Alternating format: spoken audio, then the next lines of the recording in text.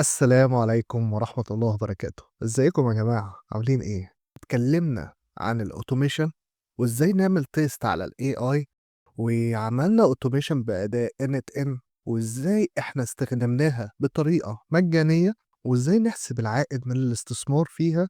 وشفنا كمان تطبيقات عملية زي فرز السيفيهات وجدولة المقابلات وتحليل البيانات وحتى ربط الأدوات ببعض. لكن النهاردة هنتكلم عن أخلاقيات ال AI أو ال AI Ethics، وده موضوع مش تقني بس، ده موضوع إنساني واستراتيجي هيأثر على قراراتنا كشركات وكمديرين وكأفراد. تخيل معايا كده، ال AI System بيقترح المرشحين للتوظيف بناء على داتا سابقة، فهتحس إن هو ذكي وسريع، صح؟ بس فجأة هتكتشف إن السيستم بيرجح فئات معينة ويستبعد غيرها من غير ما يقصد، وده بيحصل فعلا. هو يا ترى إيه السبب؟ ال AI بيتعلم من بياناتنا، ولو بياناتنا فيها بايس أو تحيز هو كمان هيورث التحيز ده. وهنا هيجي دور مفهوم مهم جدا، هو اسمه DEI، وده اختصار للدايفرستي Equity Inclusion، أو بمعنى التنوع والعدالة والشمول. فكرة بسيطة إنك تضمن إن كل سيستم أو بروسيس مبنية على عدالة حقيقية، مش على تحيز تاريخي أو مجتمعي.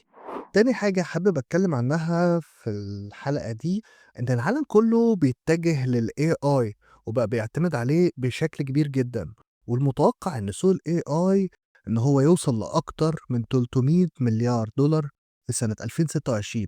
بس مع الانتشار ده بدأ يظهر global awareness بضرورة تنظيم استخدام ال AI في حتة التوظيف.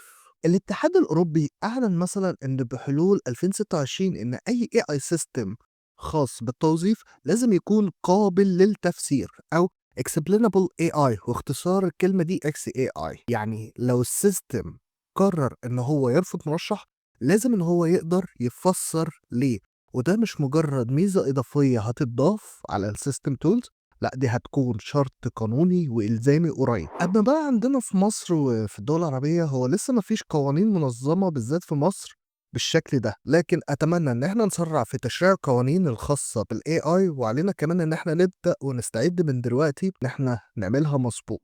تالت بقى جزئية تشالنج مهم جدا، وخليني أشرح لك مفهوم بسيط، وهو الانترسكشناليتي أو التقاطعية. يعني كل شخص فينا عنده أكثر من جانب بيشكل الهوية بتاعته، زي الجندر، السن، الخلفية الاجتماعية، مستوى التعليم وإلى آخره. والجوانب دي بتتداخل مع بعض وبتأثر على الطريقة اللي العالم والسيستم بيتعاملوا بيها معانا. فال AI التداخل ده ممكن يكون خطر جدا لو احنا مش واخدين بالنا.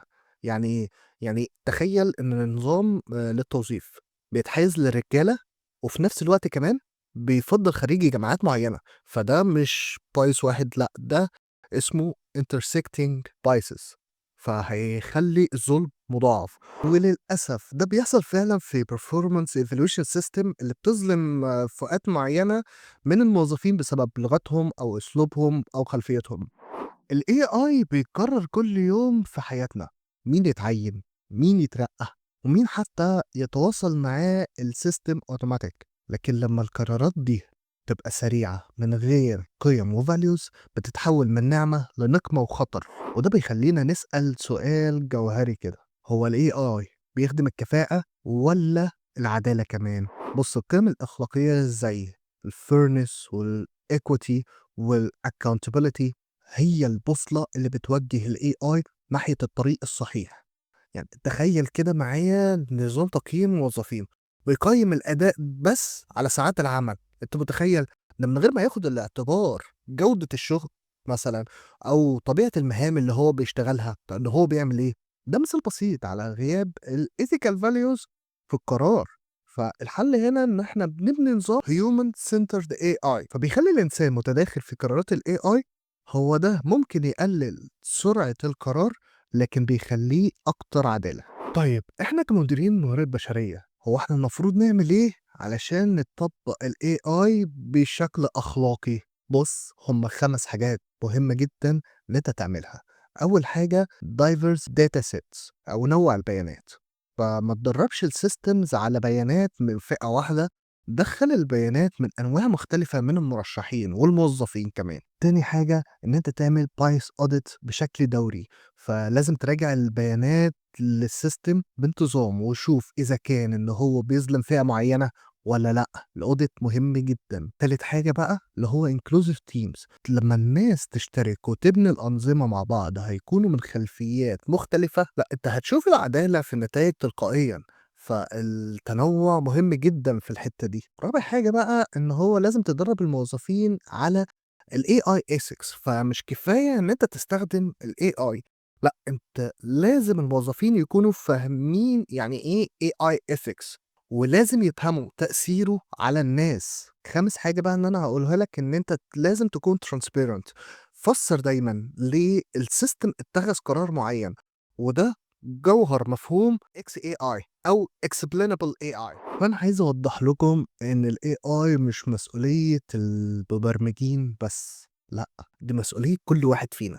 كمؤسسات لازم تتحط سياسات واضحة وإرشادات أخلاقية ومراجعة دورية وثقافة داخلية تحترم التنوع والعدالة. واحنا دورنا كأفراد محتاجين نكون واعيين لما بنستخدم أي نظام فيه AI، ونتقي الله إننا نستخدمه في اللي يفيدنا مش اللي يضرنا ويضر اللي حوالينا. ونسأل نفسنا دايما هو القرار ده عادل؟ وهل في تحيُّز؟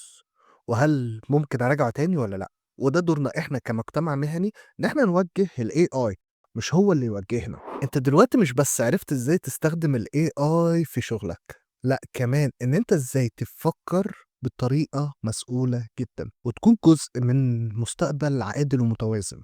فافتكر دايمًا الAI مش بس coding أو algorithm، دي مراية بتعكس قيم اللي بيبنوه، فخلي انعكاساتك صادقة وعادلة وإنسانية. أنا أحمد سامي، وده كان مشروعنا سوا إن إحنا نخلي ال HR أذكى وأربح وأسرع وكمان في عدالة أخلاقية. سلام.